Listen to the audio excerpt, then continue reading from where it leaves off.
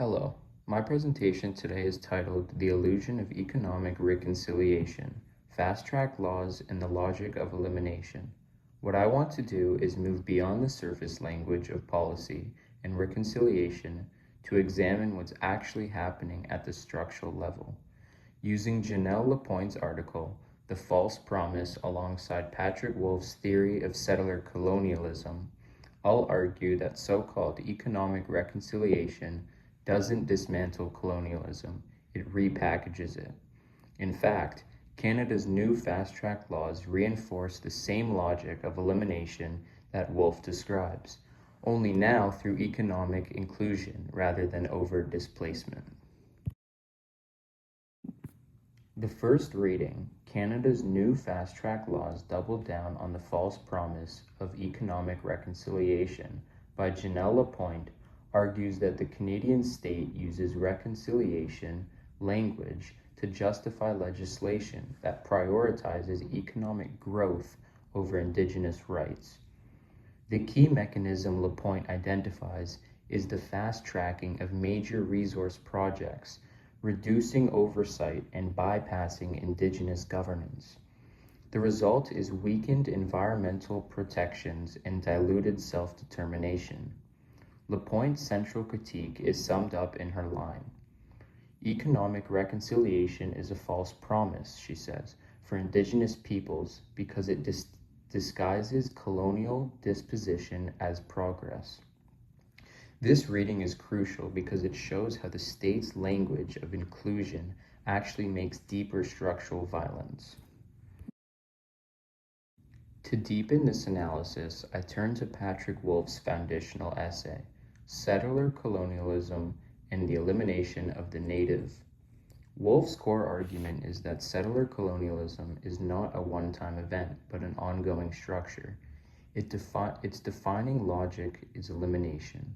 This means that the goal isn't just exploitation of Indigenous labor or resources, it's the replacement of Indigenous political orders altogether.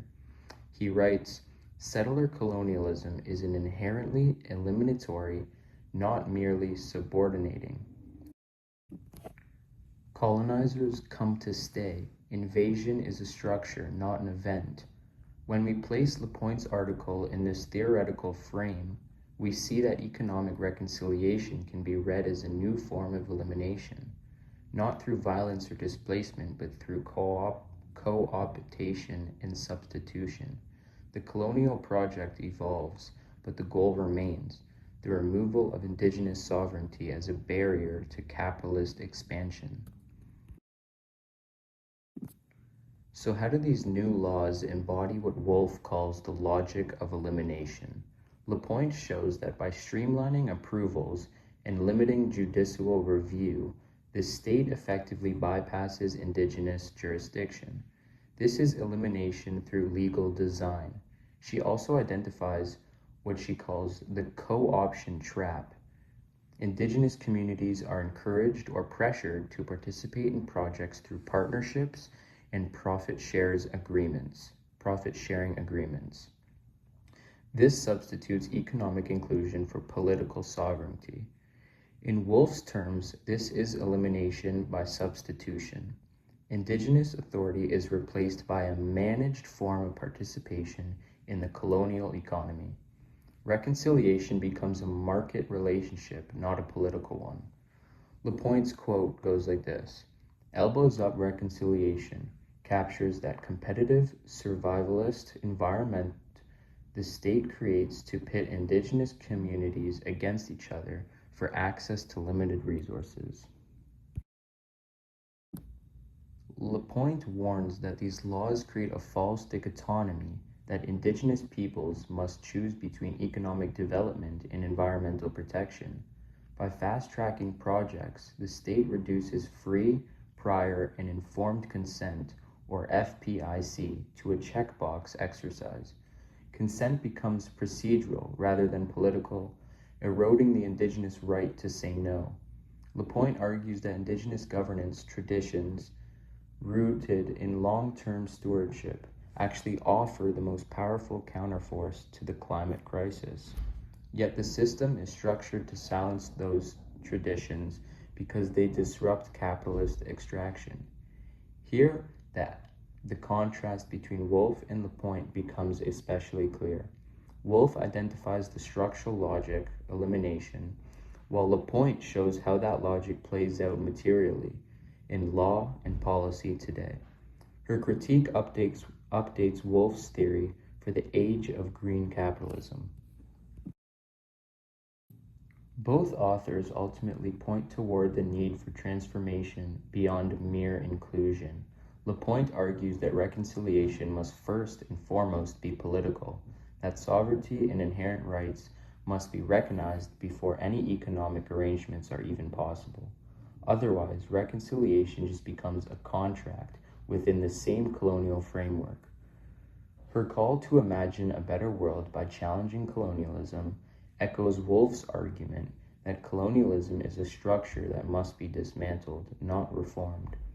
Together, they reveal that economic reconciliation functions as a form of settler adaptation. It rephrases colonial power to appear progressive while maintaining control over land and resources. To close, I want to briefly address the discussion questions I've proposed.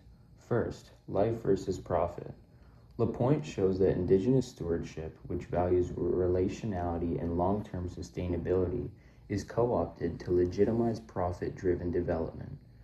This exposes capitalism's contradiction, turning principles of life making into tools of accumulation. Second, externalizing costs. The competitive environment Lapointe calls elbows-up reconciliation reinforces a racialized hierarchy where indigenous communities bear the environmental costs, while corporate and state actors capture the profits. This mirrors Wolff's idea that settler society sustains itself by displacing harm onto the colonized. And finally, sovereignty for sale, meaning FPIC can't exist within a framework that reduces self-determination to economic participation. If sovereignty is something to be traded or negotiated, it's no longer sovereignty. It's conditional permission within a colonial economy. Together, these points reaffirm my central claim that fast-track laws in the discourse of economic reconciliation are not steps toward decolonization,